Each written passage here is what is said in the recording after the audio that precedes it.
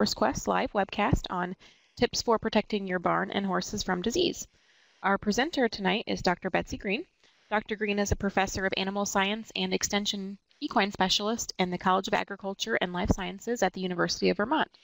She was raised in Bedford, Massachusetts, and received her AAS and BS from Morehead State University, her MS from the University of Arizona, and her PhD from Kansas State University.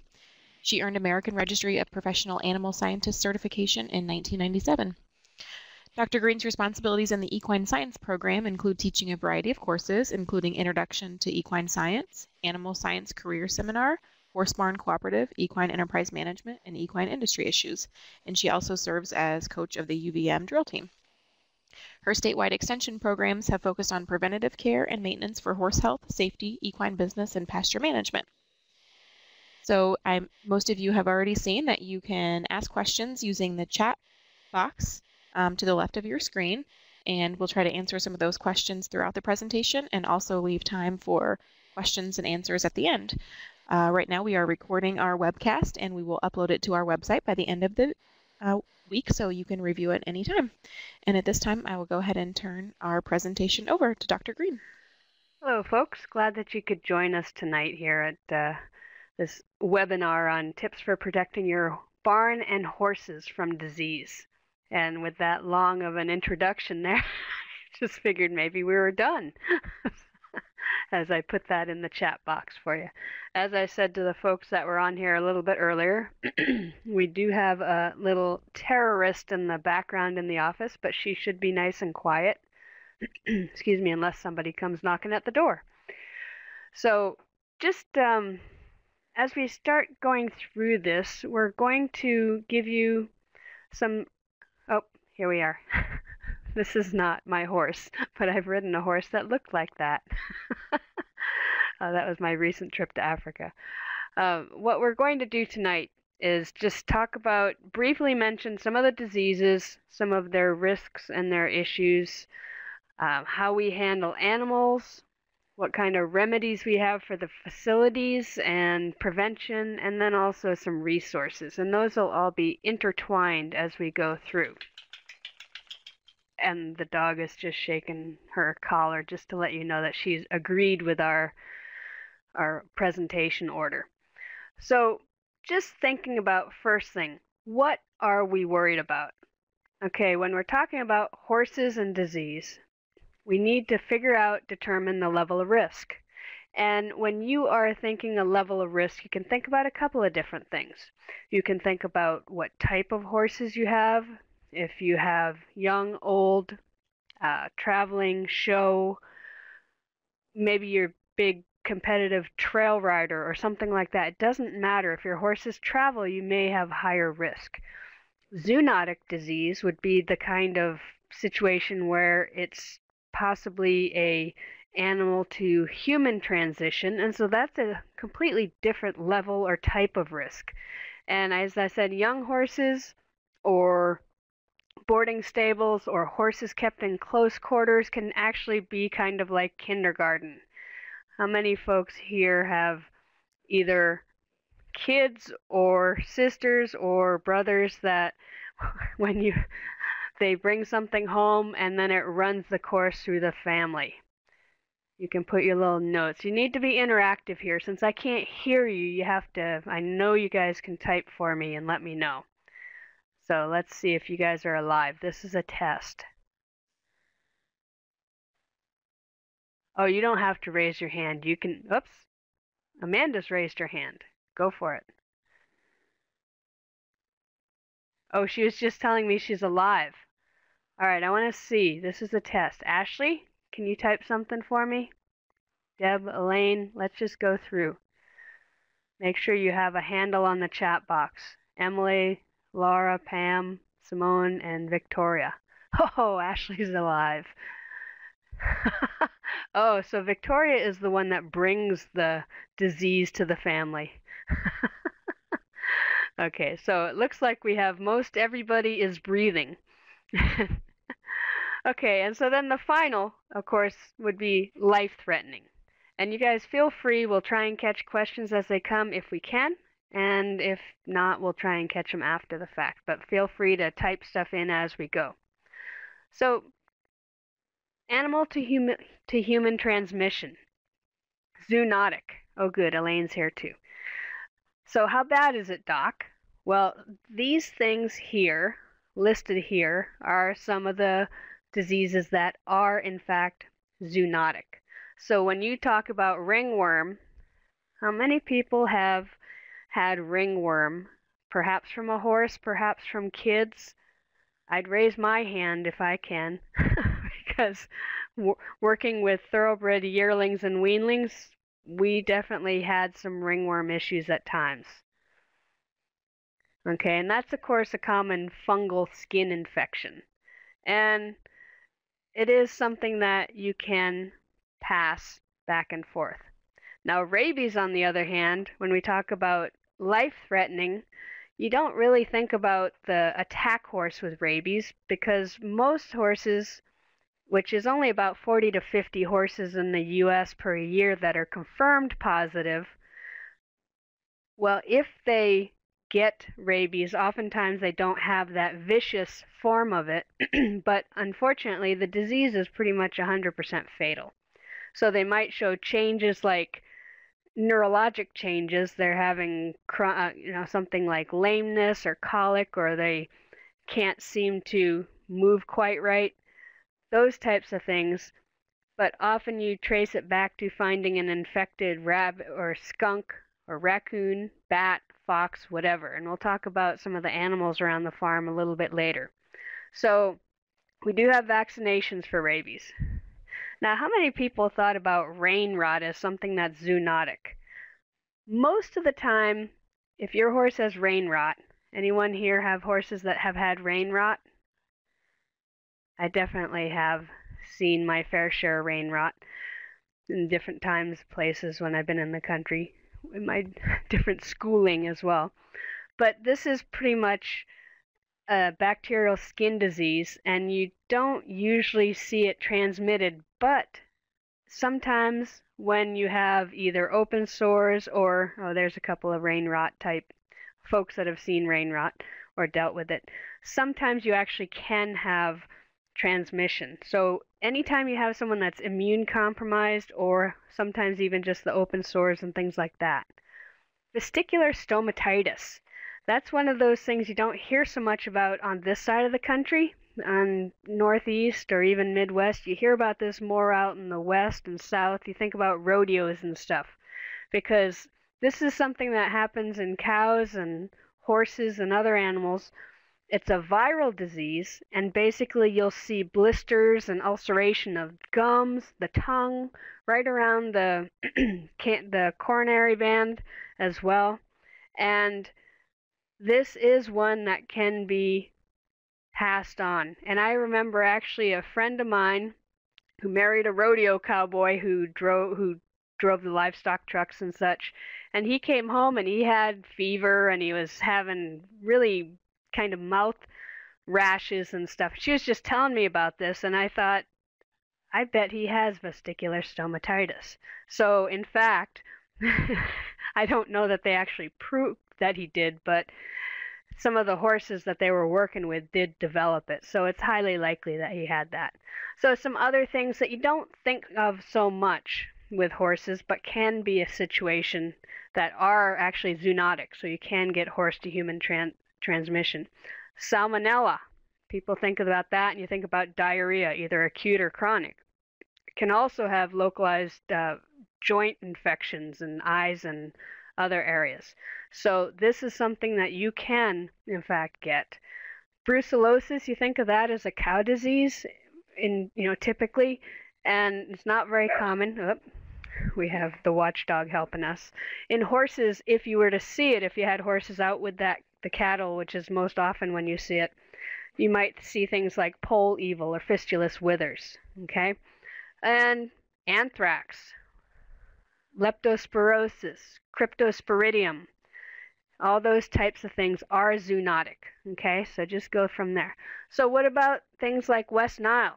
The things that were more common that we think about with horses.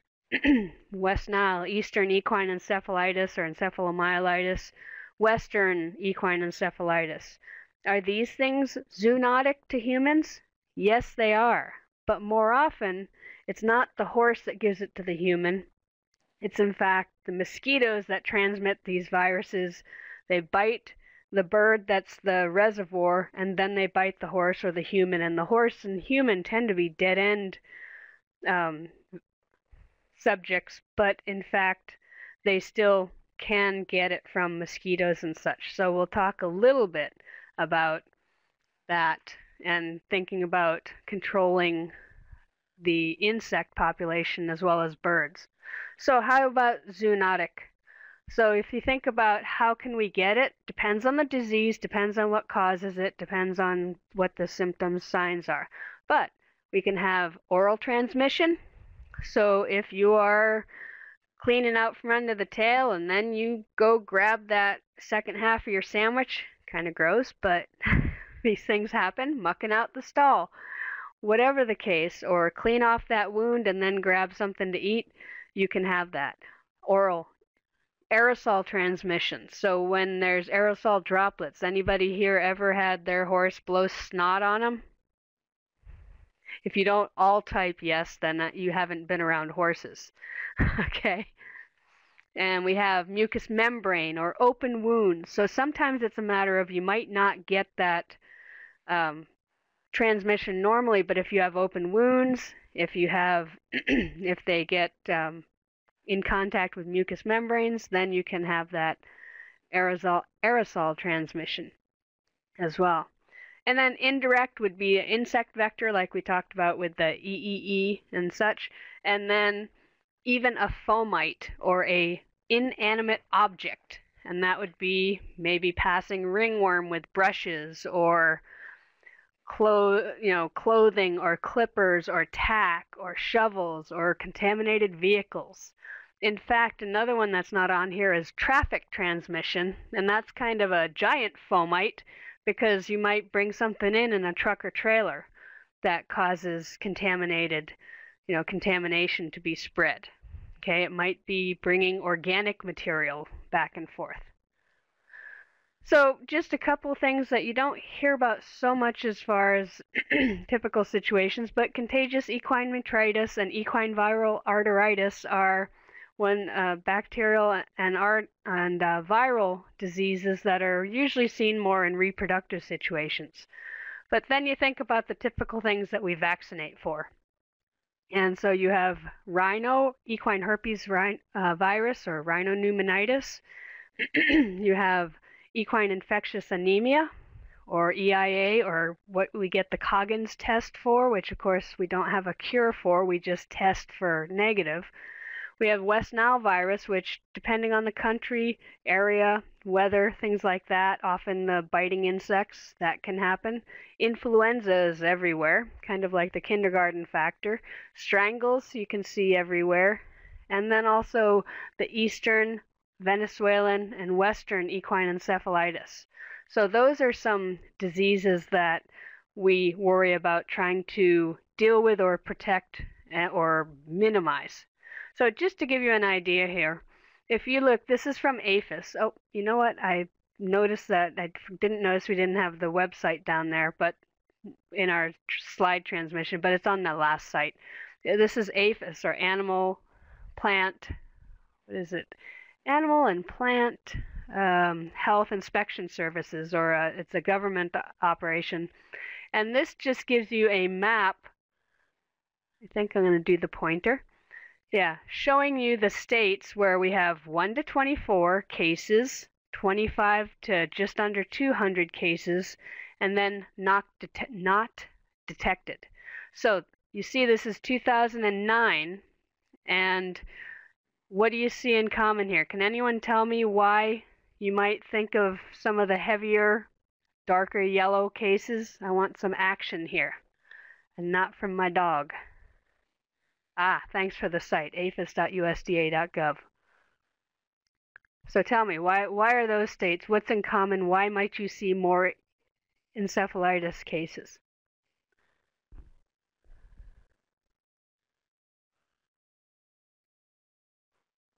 More insects. Why are there more insects? Aha, wetter regions, warmer weather, absolutely. Okay? So, especially Louisiana, Mississippi, Georgia, Florida, you think of humidity. Okay? Think of wet weather. You notice there are along coastal regions here as well. And you notice our little Vermont, I'm right here. Vermont did not have any cases in 2009, but Maine had 15, Massachusetts had 1, Connecticut 1, and on. The data for 2010, it's not, quote, finalized, but are most of you folks in Michigan? If so, in 2010, you had 56 cases of eastern equine encephalitis. So you had 0 in 2009. But just showing you, it might be, did you have a wet summer? Perhaps you did. And these maps and things are available. You can take a look at those anytime. That's a great resource for finding out some more about the diseases as well. So we're just going to talk about some biosecurity.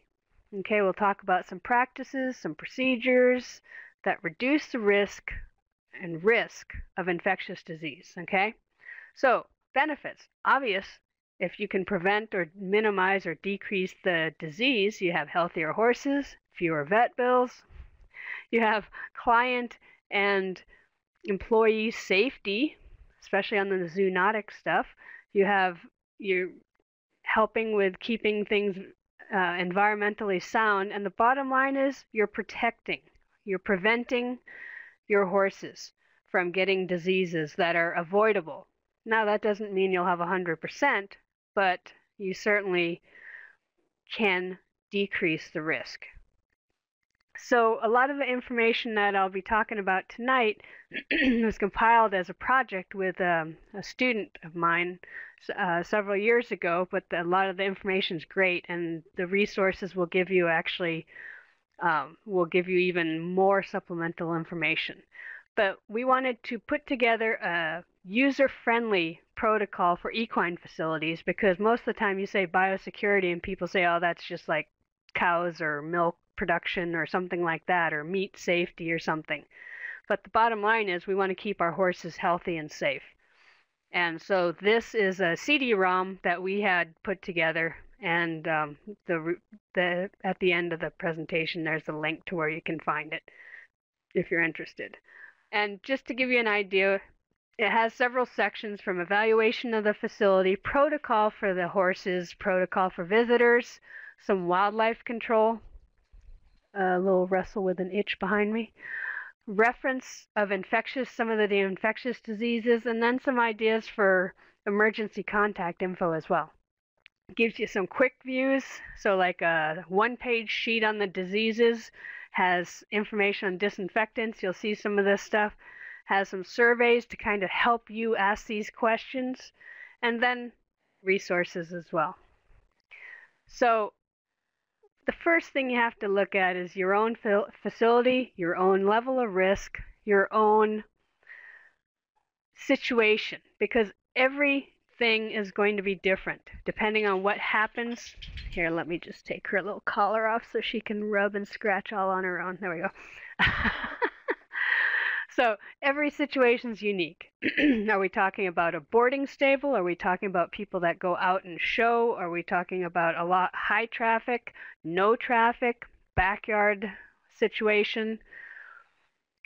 Things to think about. Okay, unique risks for some of these infectious agents that we're talking about. Boarding and training facilities usually have a high volume of horses. They often have a rapid turnover rate. Okay. Breeding farms, obviously, especially if it's a thoroughbred breeding farm where it has to be live cover, you might have a high number of horses, high turnover rate as well, and of course you're going to have young and potentially susceptible foals present on site as well. Farm and ranch settings, you might have working horses that are in the same facility until they're sold or deceased. Most of the time they're pretty much in the same facility. They might leave periodically, but if they're working horses, they're usually on the property. And of course, horses themselves can vary on how much they're potentially going to carry or transmit disease. As we said, the kindergarten factor, young horses are going to have potentially more susceptibility. Some of these diseases are sexually transmitted, like the equine metritis and arteritis that I talked about. So breeding animals, if they're, what their workload is, what their nutritional state is, if they are in weaker situation, if they have some sort of disease issues, maybe they have Cushing's, they could be more susceptible to some of these diseases that normally they'd fight off. So these are risk assessment type situations. And so you need to evaluate your own situation and to what extent you need to act and what kind of things to do. But in general, if you can have some typical protocols and consistency in your behavior, which is good because then you know that your people are doing their work, they're checking the horses, and things are getting done in the appropriate time, way, and method.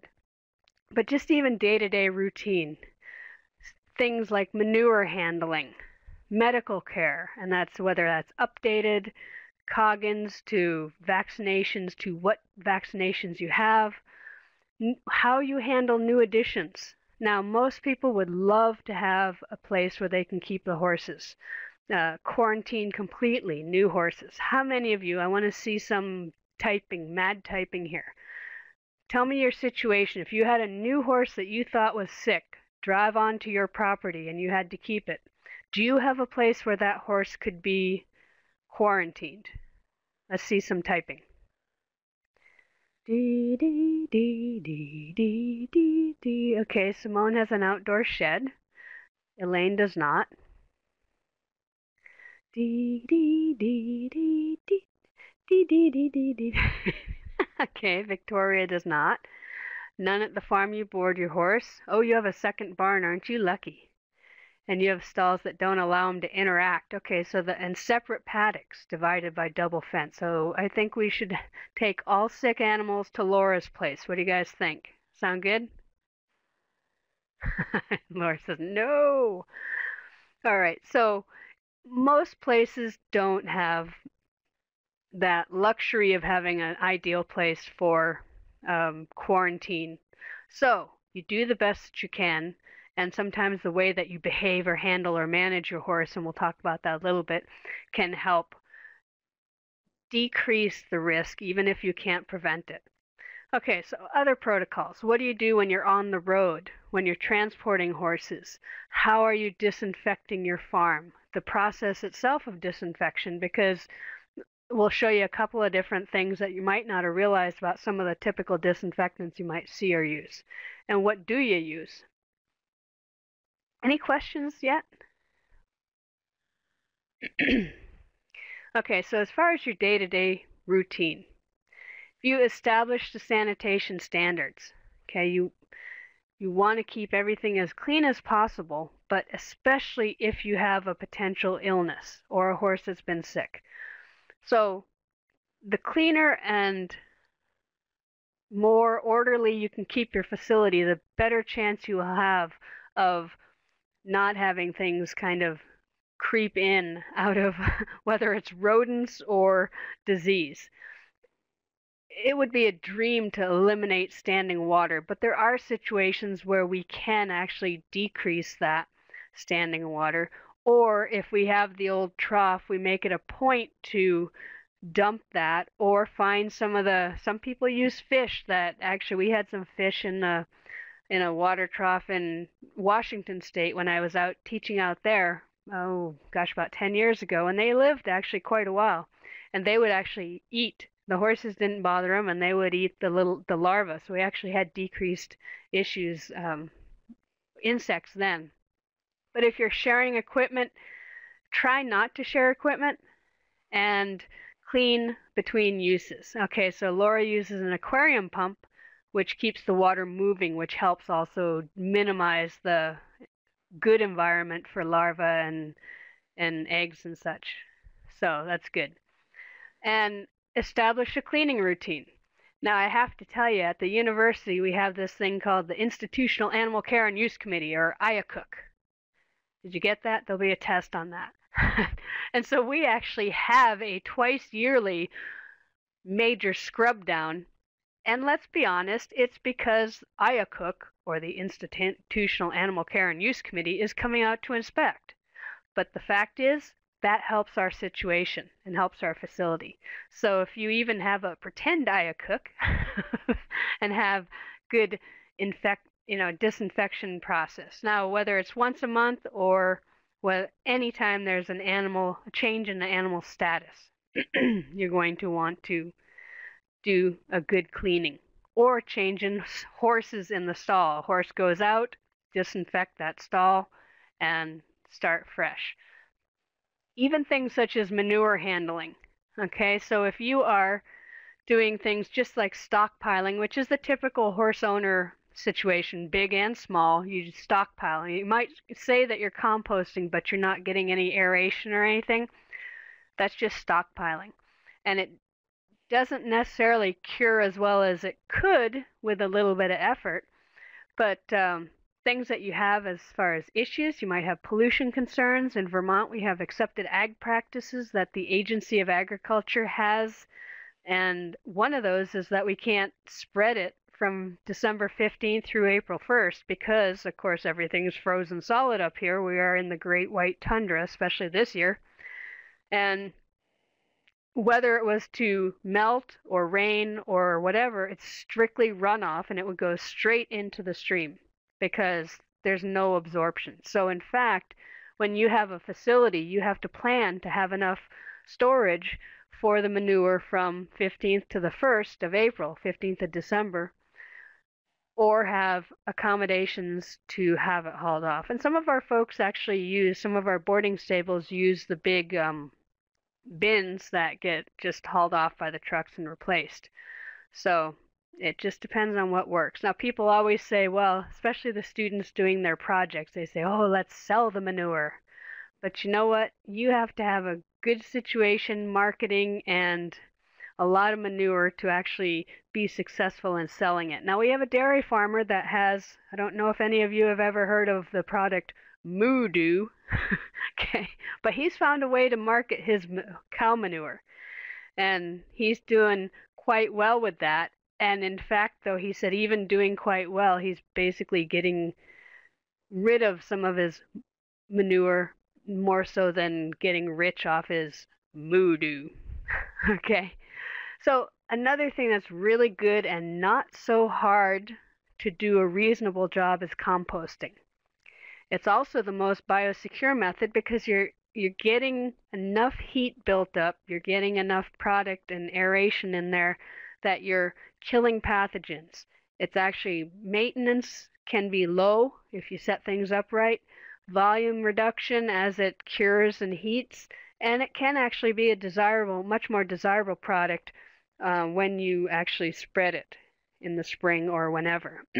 And there's actually Amanda, you need to make a note that we need to find the link for the composting for horse owners, because there's a link to that on our site somewhere that is actually something that's geared towards the horse owner. So it could be a small or a larger facility. But just for example, if say you have 3 bin areas or 3 piles, just moving one and then flipping over to the other, and as it goes on down, you're creating aeration, creating the right heat, and just with a little bit of movement and management, you can have a much better compost than just the stockpile where it's rotten on the outside and still flaming hot on the inside, like typical manure piles. Okay, so you have a sick horse. Well, you need to definitely quarantine the best that you can, but even if you're talking about trying to minimize horse transmission of diseases or even weakness, if you have a horse that has a weak or compromised immune system or some medical issues, keep them away from the youngsters.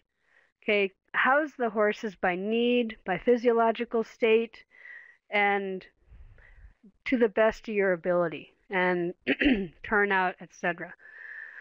So establish a vaccination routine, and that's going to be working with your local vet and establishing what area you live in, what type of year, how much your horses are traveling.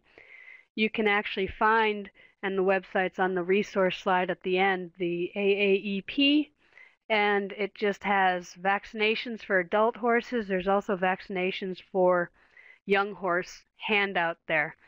And that's, in fact, I think it's AAEP Adult Vaccinations.pdf is the web link for that exact thing. But that, if you just go search for AAEP or American Association of Equine Practitioners, it's a great resource. And there's information at the vet level.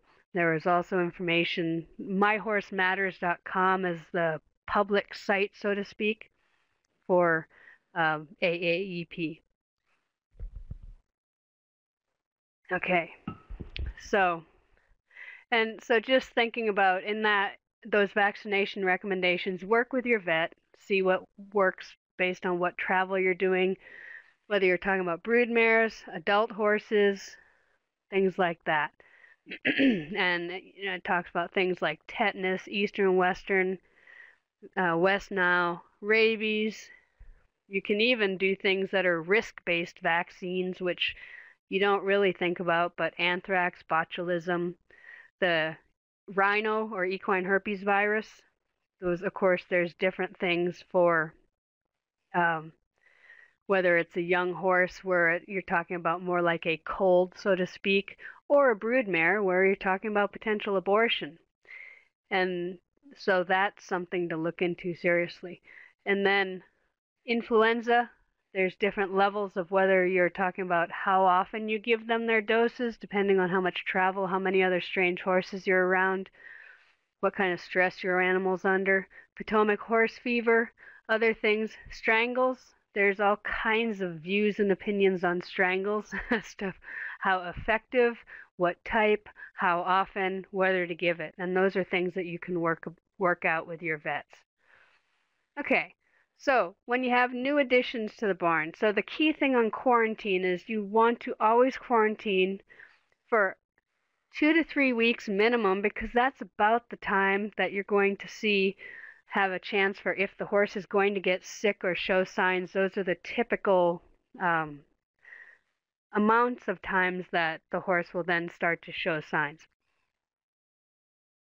If you can, and we don't always have this luxury, but if you can, know the history, buy from reputable sellers, or take in horses from reputable farms. Of course, if you're a boarding stable, you're trying to get clientele so that you can afford to feed all of your own horses. But certainly, anytime you have the new addition, if you can, put them into a different situation. Now at the university, we have a horse barn cooperative, which means we take student horses. 14 of our horses out of our 20 or so that we have are student-owned horses. So we have a mass entrance of horses in August, at the third week of August. We have no way we can quarantine. So we watch the horses closely, but we are there, and there are stalls or solid barriers between the horses, but it's not the ideal situation. So, and there's no way we could have 14 different places for these horses. So we just make sure that they have vaccinations coming in, and then we watch them closely. So as I say, not all situations are ideal. Anyway, if you do have any kind of situation where you see some sort of sign of a problem, get the vet to check the new animal immediately. All right, how about handling the sick horse? You want to keep from the kindergarten syndrome. First thing that, for some reason, folks don't think about this. They go and they pet poor little Puka, and Puka has a snotty nose, and they scrape the dried snot off, make more Puka more comfortable, clean with a wet rag, and then they go feed the other horses. And so you've just completely immersed yourself in Puka's viral snot, and then you go take care of all the other horses. So bottom line is treat healthy first, sick last, and then clean yourself, your clothing, your utensils.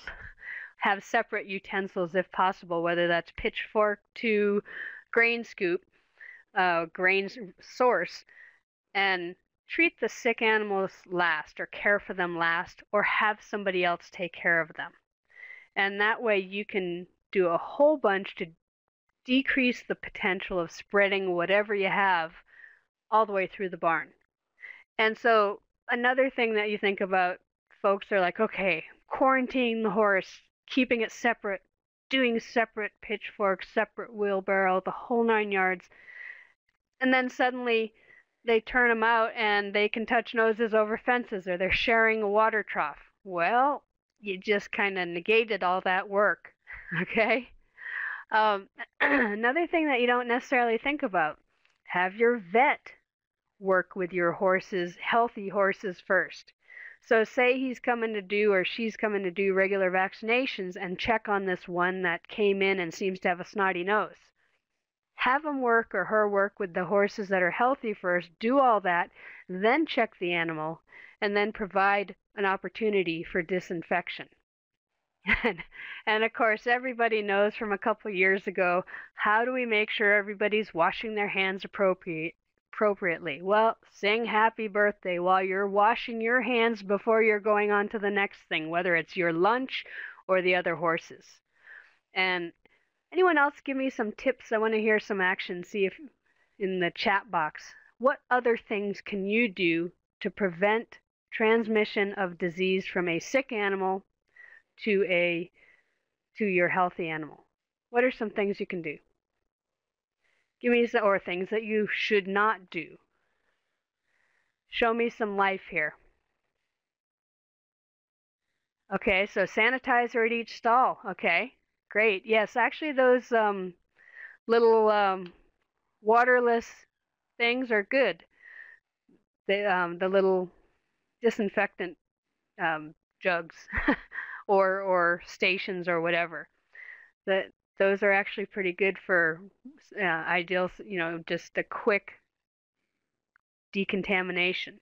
Yeah, careful about the clothing. Absolutely. We talked about who hasn't been snotted on, and maybe have a jacket that you just have around for them, or a pair of coveralls that you wear when you're treating the sick animal. Okay, stall safe. What's stall safe? Not familiar with that, Emily. She says, oh man. Oh, it's a disinfectant. Okay. She's like, I'm not putting anything else in the chat box. What else? Anything else you guys can think of?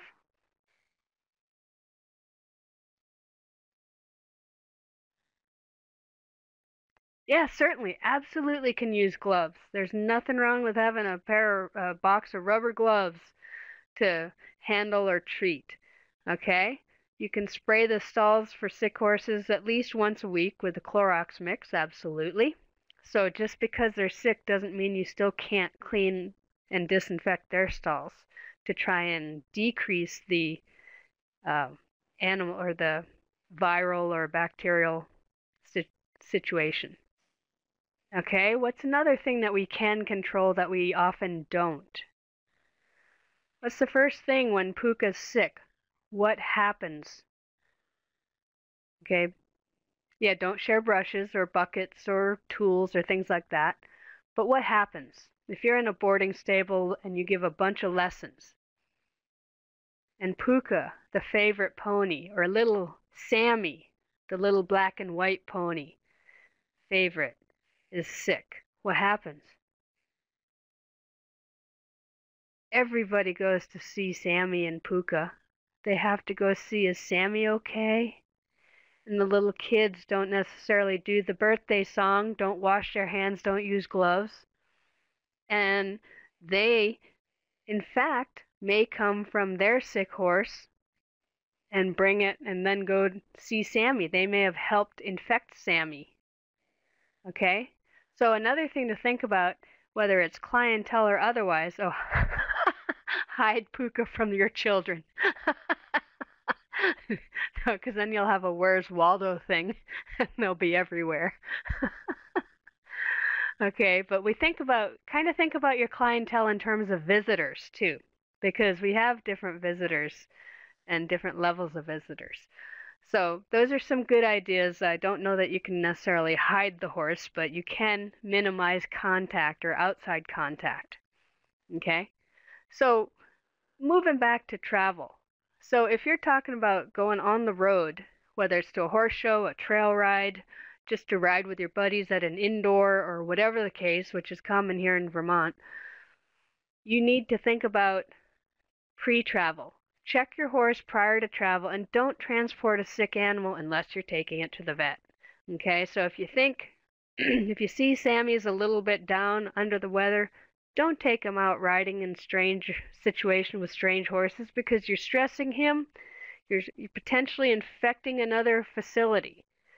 And of course, if you're going to shows or other activities where there are outside horses, make sure that the vaccines are current. Your vaccines are current for those types of diseases like the flu, rhino, things like that, especially the aerosol.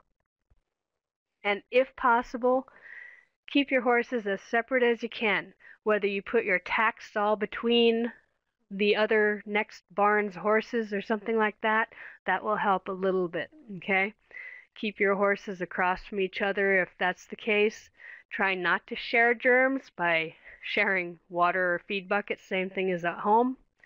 And bring your own equipment. And those are some just common sense things that you don't necessarily think about until you realize that somebody else has snotted on that water bucket and then Susie watered down Puka and then you took Puka home and here we go. As far as trailer, you can clean and disinfect after each use. If you're in a situation, don't even forget about the wheels because you're driving through a lot of manure and potentially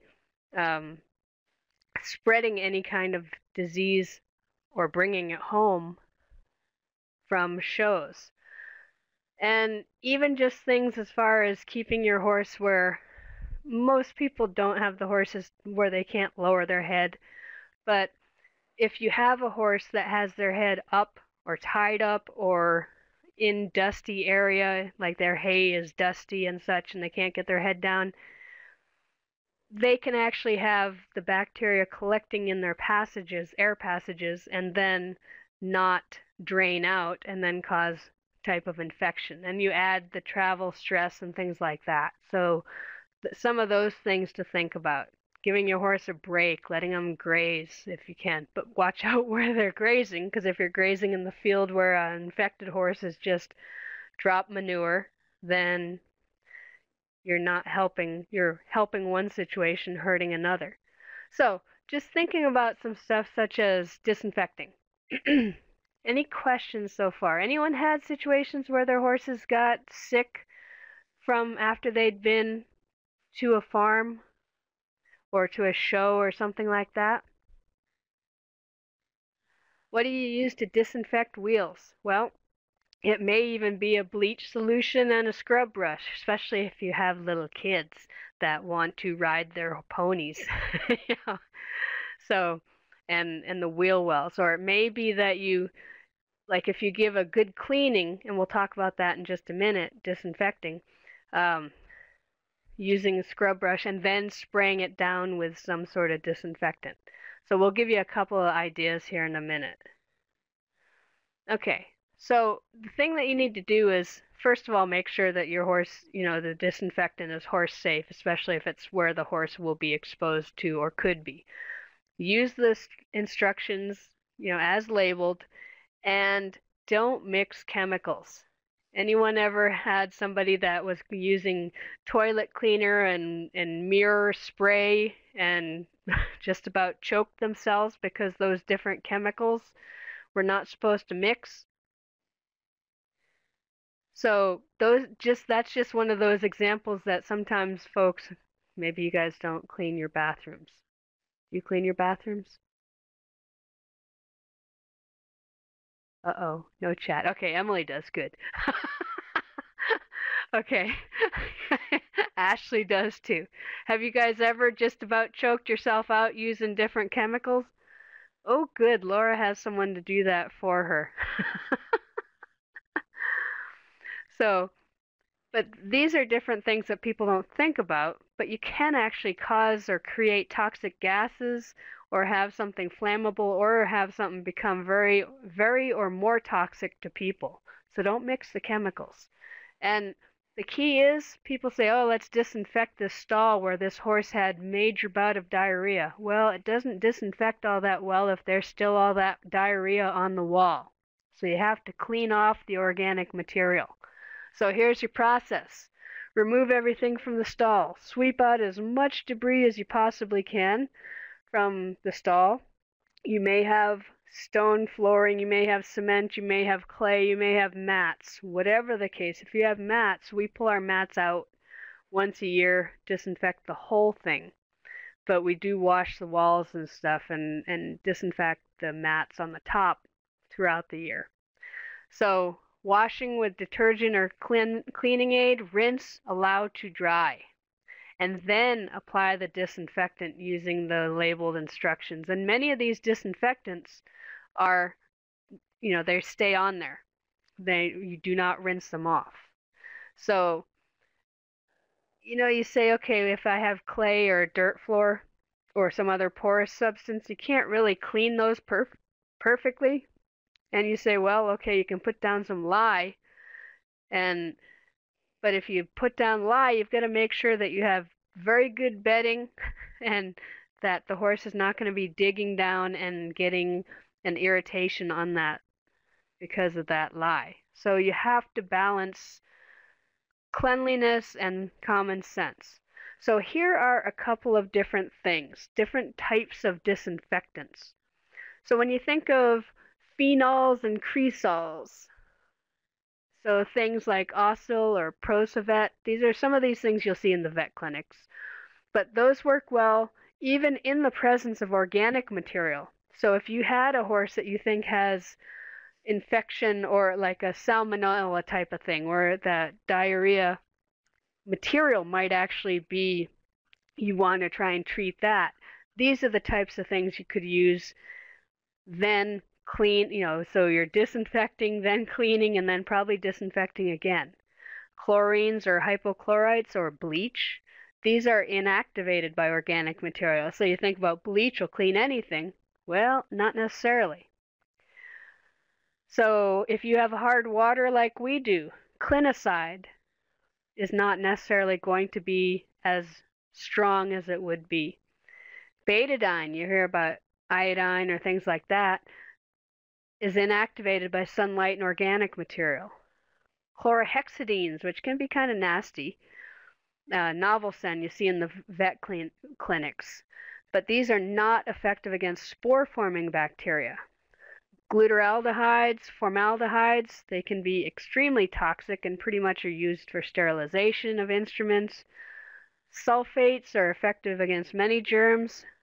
Lye, as I said, was highly caustic or could cause some serious irritation. And then the alcohols are used mainly as a surface disinfectant. So these are just some examples of some of the things that you might see. All right, so what about people guidelines? Well, if you have situations set up where you have clearly marked entries, how many ways do people come into your barn? If they come to visit your facility, do they actually know where to go? Well, you want to make it so that they do know where to go, that it's obvious, okay? Because that way you control the traffic. You want to hopefully keep a visitor log if you can, because what if a horse comes down sick, or maybe you have somebody else finds out, says, oh yeah, well over at this stable they had a couple of cases of strangles, and you find out that the little girl has been over there riding and has come over to your place. Well, you definitely want to know what kind of cleanliness is going on there so you're not bringing strangles from place to place. Okay, signs. If you have areas that are off limits, and that could be that sick animal, or it could be where you keep your chemicals or things like that, but make sure they're clearly marked and that you enforce them. You do not want to have your parking people driving through the manure trail. So you definitely want to make sure that parking area and manure storage do not cross paths, because then you're just potentially transporting potential disease in or out, okay? And you actually want to have, whether it's a sanitizer or a boot scrub or something like that, have that near the exit for entrance or exit. And of course, you want your staff, whether that's you or people working with or for you, have them able to answer questions. And of course, dogs, you can either not have dogs, strange dogs or your dogs, whatever, at the barn, or have strict guidelines, okay? So that you're, whether it's liability as well as biosecurity. So thinking about visitors, you have the low risk folks. You have the people that don't own horses, very rarely visit farms. They might be a field trip, or it might be bringing the child in to pet the pony. Of course, then you control which ponies so they're not petting sick ponies. You might have your medium risk, the folks that go to farms, but they don't really contact the horses so much, whether it's your feed folks, the repair folks, even the people hauling in shavings, things like that. And amazingly enough, some of your highest risk visitors are the people that help you. So whether that's international visitors, because you don't know what they're bringing onto your facility, or whether it's trainers, instructors, people coming to inseminate, which often is the vet, your farriers and your vets. Because what's a vet do? It goes from sick horse to sick horse. So you should not even hesitate to have the situation and opportunity ready for your vet to at least scrub boots or change and ask whether, your horse, make sure they're clean or they're not coming from a sick horse. What's another way to do that? Can anyone tell me the best way to get a clean vet? While you think about that and type something in, Victoria, yes, you certainly want to make sure the farm or barn or stalls are well ventilated or empty when you're using strong chemicals with strong smells. And it might actually be setting up fans or whatever. So what's the best way to get a clean vet? Maybe you're laughing, maybe you're not.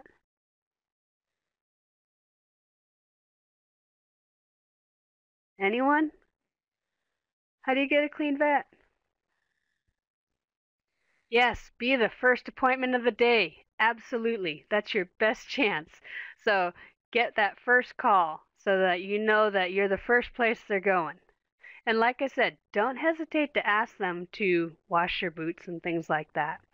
And provide the opportunity, and provide the brush and the tub to stand in, whatever, because it's better safe than sorry. So just finishing up some stuff here with some general guidelines. So of course, protect your feed from your horses, from rodents, things like that. And store it in durable containers. Protect your water source. Try not to have standing water. Dispose of garbage properly. Feed your pets indoors. I can't tell you how many different folks feed raccoons and foxes and things like that, because they have the dog food bowl or the cat food bowl up and out right there, or the rodents too. Keep your work and storage areas clean. Cutting down on weeds will also help, because you give less places to hide. And the sooner that you can spot a problem, the less chance that you will have a disease spread to or through your horses. So those are just some general things. And real quick, we'll look at some things that might be welcome. Now, raptors, because they take out small rodents. So if you have some animals, some birds that are and fish and frogs and things like that, that will take everything out from the disease-carrying rodents to the insect population. These are the types of things. Now, I don't, snakes can really do some good eating too, but I don't think I really want snakes around my facility. But just because I think I would spook rather than the horse. And the other thing is, know the safe behaviors. If you have a fox or a raccoon or something like that that's coming out in the day, that is not normal behavior. And what's the highest potential for that disease that animal might be carrying? Or skunks. What do you think of rabies? Absolutely. Yep, rabies. No rabbis, just rabies. Spelling doesn't count. But there we go. Thank you. Yeah, so we actually had a fox. We had a family of foxes that lived down in a lower pasture, and you know that there were not animals down there. They kind of lived out in the field there. But then there was one scruffy one that really looked kind of diseased, and one of the farm help, I think, gave it a case of toxic lead poisoning, because you're not going to risk when having a sick wildlife in the area where you have horses, cows, students, the whole 9 yards. Then we had a really pretty red fox that was showing its face in the barn and coming in during the day around the horses and students. Well, that one is no longer with us either, because it may have been pretty and may not have looked scruffy, but certainly don't want to find out that it had rabies because it was not acting normal. So, rodents. When you think about rodents, every barn has rats and mice and things like that. And of course, they can really spoil your feed.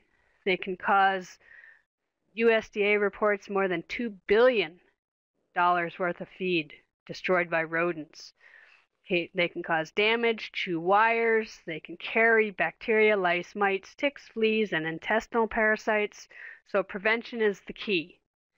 And then you have a situation, like we said before, keeping the food in rodent-proof containers, keeping your garbage covered and or hauled away, trying to eliminate holes in buildings larger than 1/4 of an inch. Well, good luck with that one, but those are the recommendations. Trim weeds, take away the hiding places, remove decaying wood, or have wood stored away from your barn, and keeping your gutters and clean and avoiding clutter. All of these things will help decrease your rodent hiding places and feed source. Well, cats can be great, except cats can also be carriers of disease. We are actually not allowed to have cats on the facility because what do you know?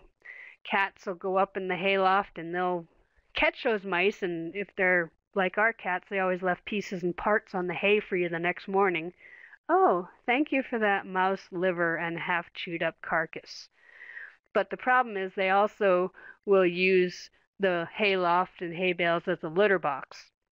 So you can have issues in situations like that. So things that you can do poisoning, but then you have to make sure that the horses, the dogs, the cats, and the children do not have access to the poison. And if you do poison, then that animal might go off and poison something else that eats it. So you have to be aware of those things. You can trap, you can fumigate. People have different discussions as to whether the electronic rodent control is effective or not. Some people believe in it, some people don't. If it helps, go for it. But anytime you can, cleaning, sanitation, and repair can decrease your cost and decrease your situation as far as rodent populations. West Nile virus, the birds. We have swallows, barn swallows, and our Ayakuk people that inspect said that we had to get rid of all the birds. Well, they can build nests, cause fires, bird poop everywhere, disease. They can be a reservoir for some of these diseases. Well, it's easier to prevent than it is to deal with overpopulation. We have, anytime you can, bird-proof your feed and garbage containers. If you have a manure structure or compost pile, if you can cover it, you'll decrease the bird population. Spilled grain and things like that. All of those things are cleaning up for preventing birds. We have netting over our feed room because we have open air over the end stalls. We had noisemakers. because we were told we had to work with the Ayakuk, we ended up having one of those things that it had like 6 calls. One was a predator type bird, another was a dying swallow, a swallow in pain, and it had all these things, and it drove the students bananas. It sounded like a jungle in the barn, and the ant and the birds were just fine. They were happy. So we do not have that anymore. But visual repellents sometimes work. Poison, again, you have to be careful what you're doing and if you're poisoning something else. And that's where if you have some natural enemies of birds. But cleaning out nests will help. And we do that on a regular basis. Okay, insect control. We're talking about all these things. Insects breed especially well in the wet areas and during summer months. So anything you can do, especially standing water, things like that. Whether it's storing, again, the feed factor, manure and compost piles, keeping things dry as well as you can, cleaning feed buckets, planting some landscape so that you don't have a bunch of standing water. And you had somebody on here was talking about keeping water moving in their water troughs. Anything that you can do here to decrease. Okay, what about feed additives? Well, you have to be aware of what it's coming out as and where that manure will go, because you can actually cause issues by spreading manure that has, passed through feed additives. You can use screens, insect tape, sprays, whether it's natural or chemical, your own preference. And sometimes you can even, use some things that will cause, like surface water, will take care of cause a coating over the surface. It doesn't harm the fish, but it does kill the larva. There are some products available, and check restrictions, check effectiveness, all those types of things. So I've kind of run through quite a few things. We talked about some situations. A lot of it is the human handling, the human planning, and practical behavior of you in order to decrease the risk of your horse getting diseases. Any questions?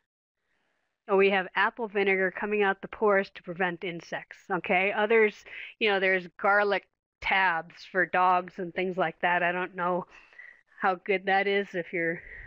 Have any of you ever used any of the garlic feed additive for your animals? Okay, so even sometimes things simply like having your horses in the stalls with fans on them at dawn and dusk when the mosquitoes are the heaviest. Okay, some behaviors like that, turning them out at night or during the day, but avoiding the dawn-dusk feeding frenzy. Okay, putting stuff in their feed. Other things or other questions. We ran through quite a bit, but I think hopefully you guys have found some things that you can take and apply to your own situation, whether it's just even changing a behavior in your own. Can anyone give me some things that you think, I can take this home and do it, or not doing it, do it right now and maybe improve the, decrease risk of disease in my own facility? Can you give me some things in the chat box as we close up? I'm not sure what time we go to. We might be done. But anything you can take away from this that you can apply directly. Spring cleaning. Okay, scrubbing the trailers down. Absolutely. Because you don't think about wheel wells, but then you look at it and look at where you're driving and where you're parking. And even just having it so that your travel path doesn't go across a manure travel path. Having it so that your feed is delivered where you're not having them drive around the barn, but having them drop it off somewhere where they're not crossing paths so much. So even traffic patterns can decrease potential. Anything else, folks, that you can think of, or questions that you have? Kind of ran through quite a bit. Okay, so you are traveling. You hadn't thought about driving through weird stuff. Yeah, you're showing quite a bit, at least in several different states. So, maybe it's even having some of that stuff on board with you just to kind of give you a little bit of a scrubbing between. Even having that stuff in scrub. How many of you have gone to a horse show and you've never even thought about scrubbing down that stall? So if you scrub down that stall before you actually get there, after you get to the show, obviously, but before you put your horse in there, yep, guilty. I mean, but if you're scrubbing this stuff at home, why wouldn't you bring stuff and try and get rid of whatever was in that stall for the quarter horse show the previous weekend or the whatever the case? That's one way that you can potentially decrease the transmission at the populated areas, shows or otherwise.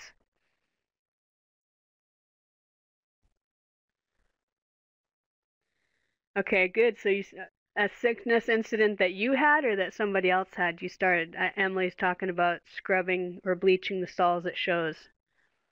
Did one of your horses get sick? All of your show horses got sick. That certainly puts a kink into the show season. And then you took them home and passed it on like kindergarten to everyone at the barn. So now you obviously had multiple show horses. Is there any way, hindsight, that you could have decreased the potential? Oh, penicillin shots. I bet your horses are very happy. Not. Is there any way that you, okay, so vaccinate, but any way other than that, like once your horses were exposed, the ones that were at the show, is there anything you can think of that you could have done differently? Whether it was shifting all the sick horses to one end of the barn or one side or something like that? Or even the horses maybe plan it so that those horses that are traveling a lot are on the one area of the barn. Okay. So talking about isolation, you didn't know till after you got home. How long did it take before they started showing symptoms?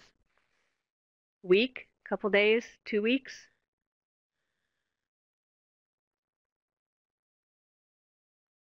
Okay, so 3 days.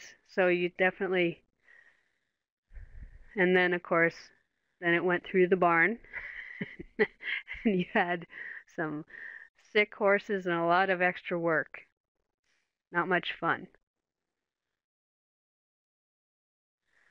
Well, I think that's pretty much all that I have for you right now. Unless there's other questions or comments, I hope that you found something useful in this presentation. Ah, okay, good. Good comment about asking if the stalls are open. And yes, now you guys know to ask. Yeah.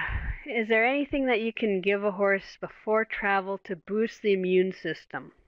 Well, as far as keeping your horse in good health, doing whatever you can to minimize stress so that you're not decreasing their ability to fight infection, and then honestly working with your vet to figure out what's going to be the best schedule. If you know that you're going to be doing a lot of showing or a lot of this or that, then you may plan some of your vaccination schedules a little bit differently, but certainly anything you can do to decrease stress and keep them in good, health, body condition, and not getting too far. Vitamin C might not help, but it doesn't hurt. Yeah, that's one of those where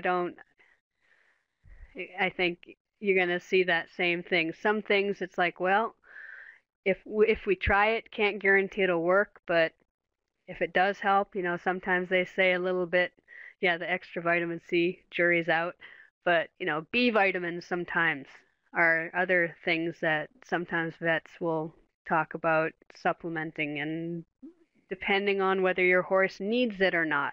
It might not help if your horse doesn't need it, but if your horse is a little low, so to speak, it might give them the little boost to fight. So that's one of those things too. But anything you can do to decrease the stress. And oh, you tighter your horses in the middle of the show season, okay. Another thing is, if you see your horse getting worn, give them a weekend off, give them a week off, give them some extra time off to give them some recovery time, especially as the season wears on.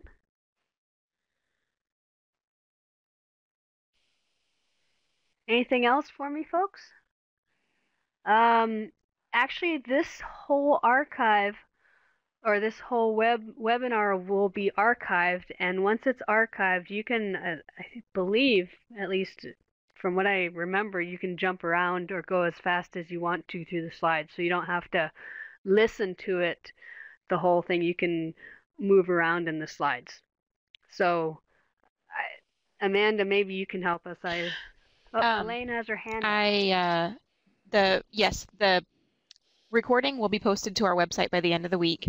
I don't know if you can fast forward through it or not, but if you want to email info@myhorseuniversity.com and ask for a copy of the PowerPoint, then that's certainly something that we can share with you.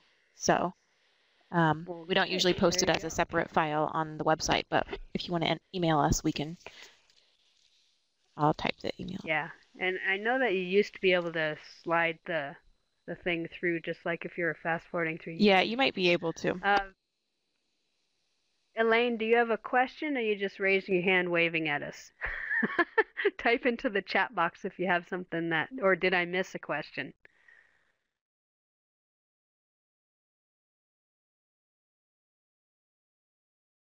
I'm scrolling back through and not seeing anything, so I'll let you see.